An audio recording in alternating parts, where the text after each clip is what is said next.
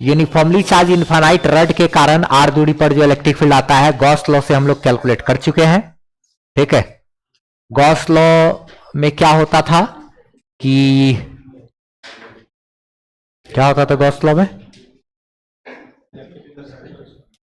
Lambda by 2 pi epsilon naught are.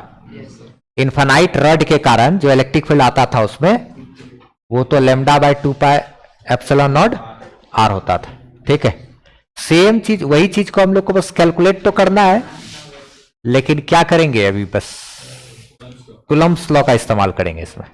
ठीक है, तो कूलम्ब्स लॉ के अकॉर्डिंग याद करो, एक पॉइंट चार्ज के कारण आर दूरी पर इलेक्ट्रिक फील्ड निकाले थे हम लोग। पॉइंट चार्ज के कारण आर दूरी पर जो इलेक्ट्रिक फील्ड आता है वो कितना, के क्यू बाय आर स्क्वायर। उसको निकालने के लिए याद करो क्यू चार्ज से आर दूरी पर यहां पे अगर कोई इलेक्ट्रिक फील्ड चाहिए था तो एक टेस्ट चार्ज रखे थे क्यू नॉट, और इसके द्वारा इस पे लगने वाला फोर्स निकाले थे ना, इलेक्ट्रिक फील्ड बराबर इसके लिए क्या किए थे, इसके द्वारा इस पे लगने वाला फोर्स निकाले थे और उसको चार्ज से भाग दे दिए थे।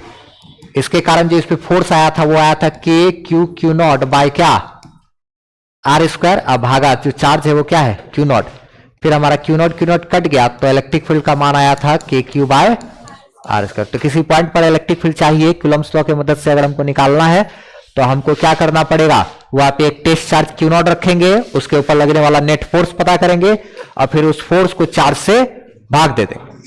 तो ये हम लोग कूलम्ब्स लॉ के इस्तेमाल से इस तरीके से इलेक्ट्रिक फील्ड निकालते हैं। बस सेम चीज हमको यहां पर करना है। देखो गॉस लॉ से हम बताए थे तो बहुत आसान था, एक करना यही है हम लोग को। फिर से एक यूनिफॉर्मली चार्ज इनफाइनाइट रड है,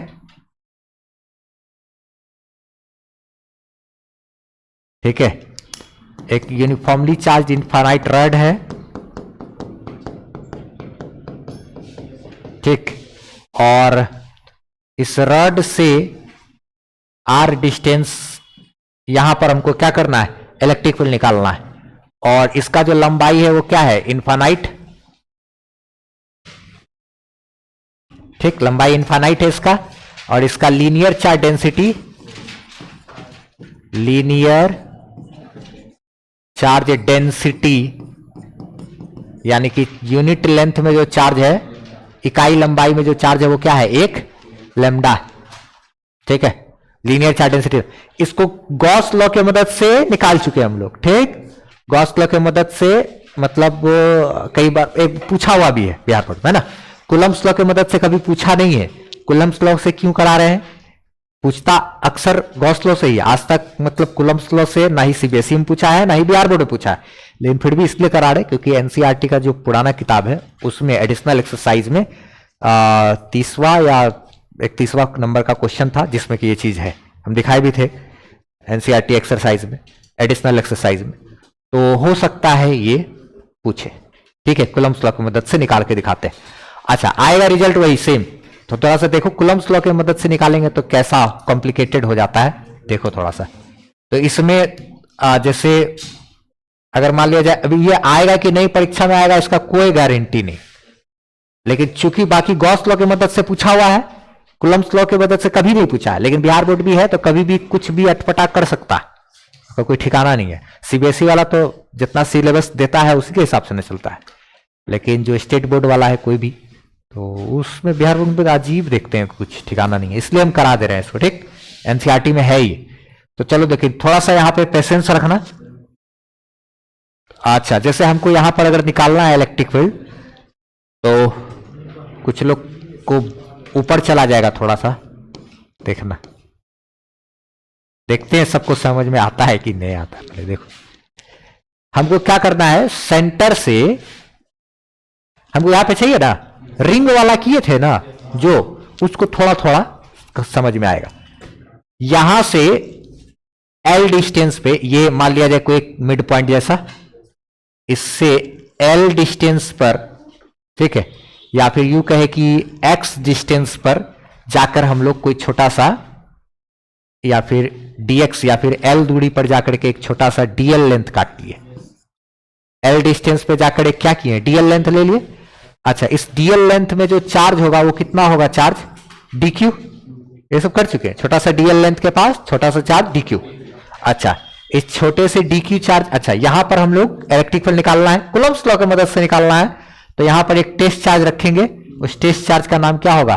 क्यू नॉड। यहां पे एक टेस्ट चार्ज क्यू नॉड रख दिए।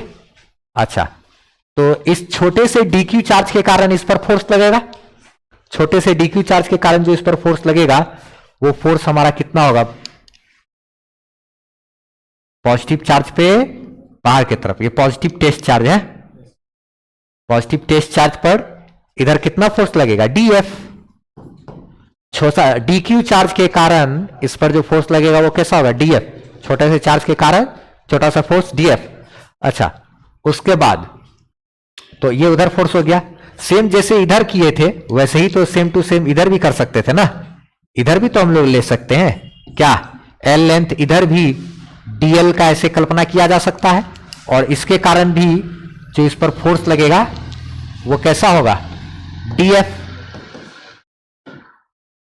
अगर इधर डीएल लेंथ किधर काटेंगे तो इधर भी तो वैसे ही कहानी, इसके पास भी कितना चार्ज?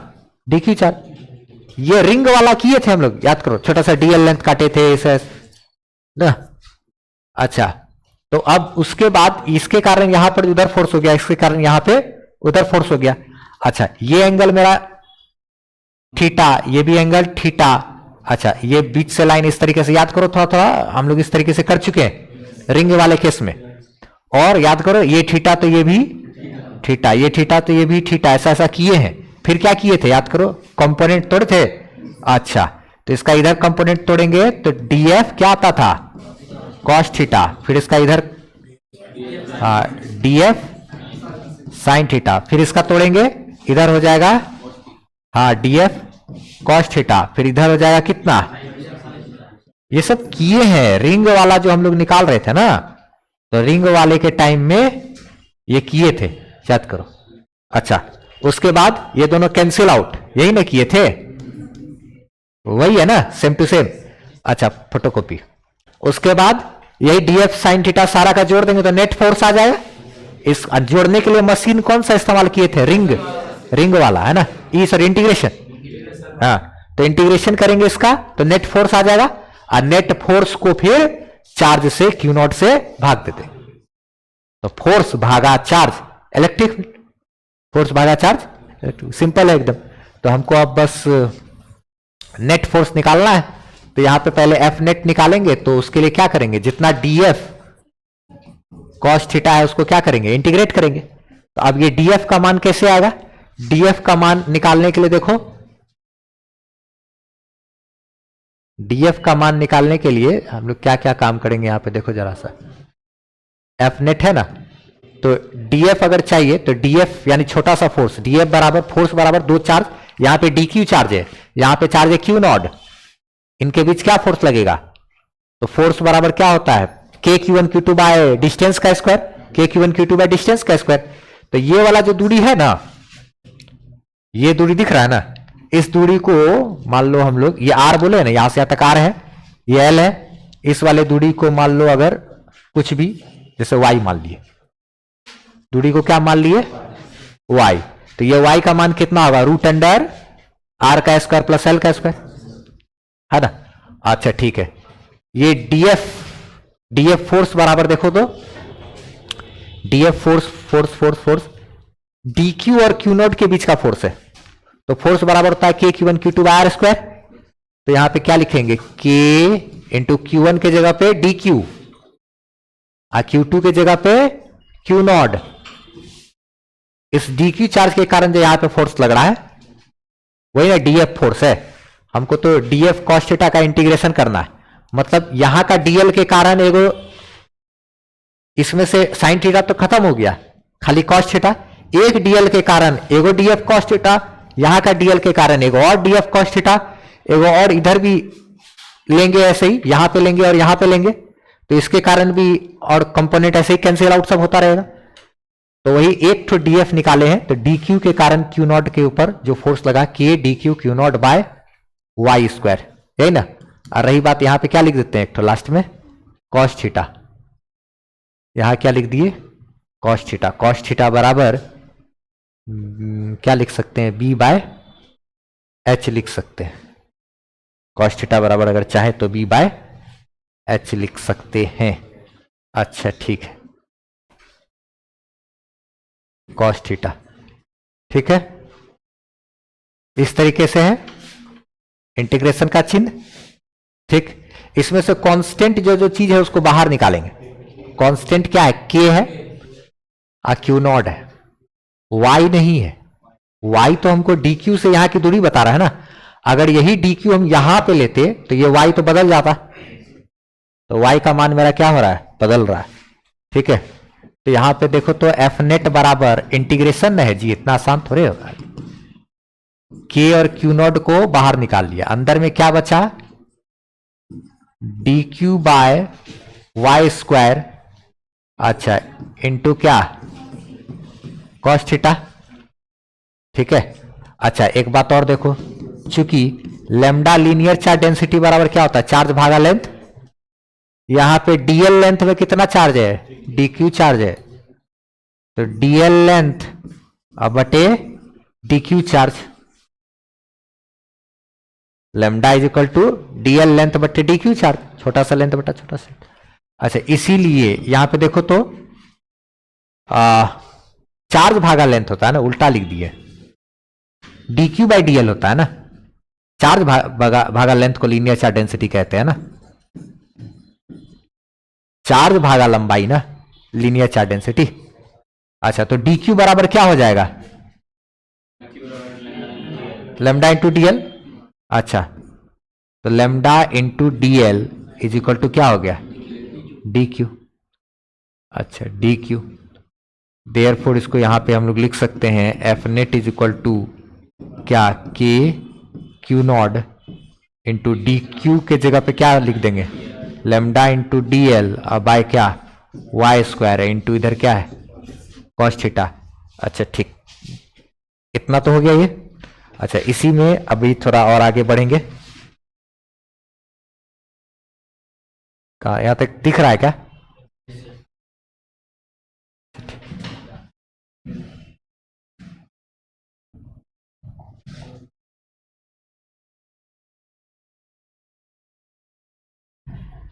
अच्छा इसके बाद देखो तो जरा सा, ये एफ नेट है ना, ठीक है, ठीक है। तो अब इसी में हम लोग लेमडा भी कांस्टेंट होता है, लीनियर चार्ज डेंसिटी, उसको भी बाहर खींच सकते हैं। तो के लेमडा क्यू नॉट को बाहर खींच लिए, अंदर में क्या बचा? डीएल वाई स्क्वायर और इधर क्या है? कॉस थीटा, ठीक है।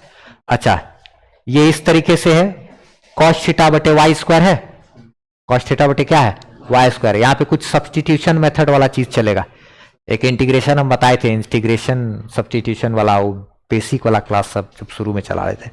खैर उतना नहीं भी तो एक काम आगे करते हैं मैथमेटिक्स से अब यहां के बाद।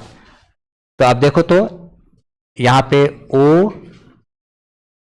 एम पी, जा देखो तो इन ट्रायंगल ओ एम पी में जरा हमको बताओ कि टेन थीटा बराबर कितना होगा? इन ट्रायंगल ओ एम पी में टेन थीटा बराबर परपेंडिकुलर बाय बेस, यानी कि एल बाय आर लिख सकते हैं। तो देखो तो क्या लिख सकते हैं? एल बाय आर लिख सकते हैं, ठीक है। इसको जरा सा डिफरेंशिएट करो तो,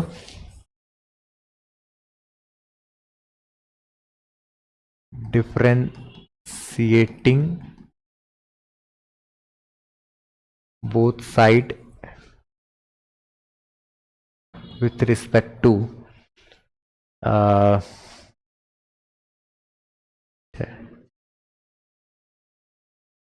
थीटा, ठीक है, ताकि रिप्लेसमेंट हमको यहाँ पे दिख रहा है, कॉस थीटा का इंटीग्रेशन सब करना है ना, ठीक है ना, किए हैं। बस यही एक आठ मिस्टेक है, हुआ तो गया। D tan theta by d theta is equal to, इधर भी देखो तो ये आर तो मेरा कांस्टेंट है, यहां से यहां तक की फिक्स दूरी है ना, तो आर कांस्टेंट है, तो सिर्फ एल का करेंगे ना, एल तो बदलेगा, एल का डिफरेंशिएशन होगा, डीएल यहां ऊपर काटेंगे तो एल थोड़ा बड़ा हो जाता, अगर यही सी को नीचे लाएंगे तो डीएल और थोड़ा छोटा हो जाता, तो डीएल ही मेरा वेरिएबल है, उसी का डिफरेंशिएशन होगा। तो डीएल बाय क्या करेंगे? डी थीटा इंटू ये यहाँ पे जैसे 1/r था, 1/r था ना, तो 1/r को छोड़ दिए। ठीक है, अब बायो वाले के लिए कष्टदायक है। अच्छा, टेन थीटा का डिफरेंशिएशन थीटा के रिस्पेक्ट में क्या आता है? सेक स्क्वायर एक्स, यानी कि sec square theta, sec square theta. अच्छा, इधर क्या है? DL by r d theta, DL by क्या? R d theta. तो डीएल बराबर ये इधर आ जाए गुना, डीएल बराबर ये इधर गुना कर दे, तो यानी कि sec square theta into r d theta is equal to क्या लिख सकते हैं? डीएल लिख सकते हैं। तो डीएल को रिप्लेस करो इतना चीज से, यहां पे है ना, इसको इक्वेशन 1 अगर बोल दिया जाए तो putting the value of DL in equation 1, ये एनसीईआरटी का एडिशनल एक्सरसाइज का क्वेश्चन भी है अपने आप में। अच्छा, तो अब पुराना एनसीईआरटी को ही फॉलो कर रहा है बिहार बोर्ड, सीबीएसई हमको नहीं, सीबीएसई तो नहीं पूछेगा, वो इधर उधर क्वेश्चन नहीं करता है, लेकिन फिर भी कोई ठिकाना नहीं है। चलो देखो इसमें आगे क्या करे, अब आगे क्या करे, ये डीएल को रिप्लेस कर देंगे यहां पे, तो कैसे कैसे क्या होगा जरा सोचो। तो f net is equal to k lambda q naught, k lambda q naught, अंदर में क्या बचेगा? डीएल के जगह पे sec square theta into r d theta, d l के जगह पे रख दिए, और एक ठो क्या है, और एक ठो कॉस थीटा।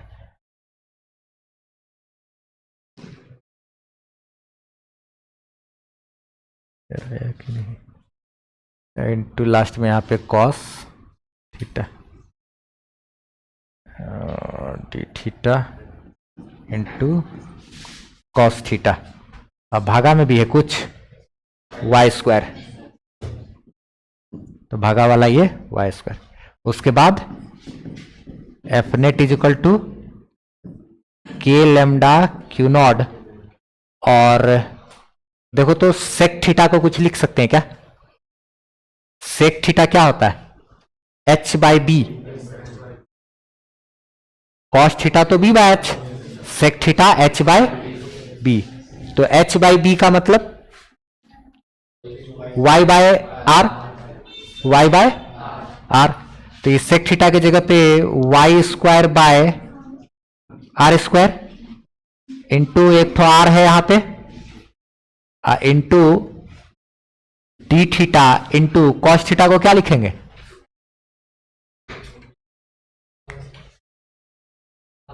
कॉस थीटा को कुछ लिखना समझदारी है कि नहीं? डी थीटा है वो वहां जिंदा है, डी थीटा दिख रहा है ना, तो इसका मतलब डी थीटा, तो ये बात थीटा के रिस्पेक्ट में इंटीग्रेट करेगा किसी को, तो उसके लिए एक तो टर्म होना भी तो चाहिए यहां जो इंटीग्रेट हो, इसको ऐसे छोड़ देना है। और सब के नीचे में क्या है? वाई स्क्वायर, यहां एक इंटीग्रेशन का चिन्ह है, तो वाई स्क्वायर से वाई स्क्वायर कैंसिल, और आर से एक आर कैंसिल, तो कॉस थीटा डी थीटा बटा आर बचेगा। ध्यान से देखो, वाई स्क्वायर और y square cancel, y square, ठीक है। हाँ, तो यहां पे क्या बचा? वाई स्क्वायर कैंसिल, और आर से एक आर कट जाएगा, तो एगो नीचे में आर बचेगा, और ऊपर में डी थीटा और कॉस थीटा बचेगा। जरा ध्यान से ये सब चीज चाहिए। के लेमडा क्यू नॉड, ऊपर में क्या बचता है? डी थीटा कॉस थीटा, अब भागा ये एगो आर बच गया है, आर भागा आ जाएगा, बाहर आ जाएगा, आर से स्क्वायर में का एगो आर कट गया है, तो एक ही आर है, ये आर नीचे में, ये आर फिक्स है, यहां से यहां तक की दूरी फिक्स है, तो इसको हम लोग क्या करेंगे बाहर? किसी का क्लास हो अभी है ना, वहां है क्लास, प्रोड्यूसर के पास वहां है, तो 2 मिनट इसको बाहर खींचे, आसपास में तो एक दिन खाली इसको बाहर खींचे, तो जैसे इसको बाहर खींचेंगे तो क्या होगा सिचुएशन देखो तो,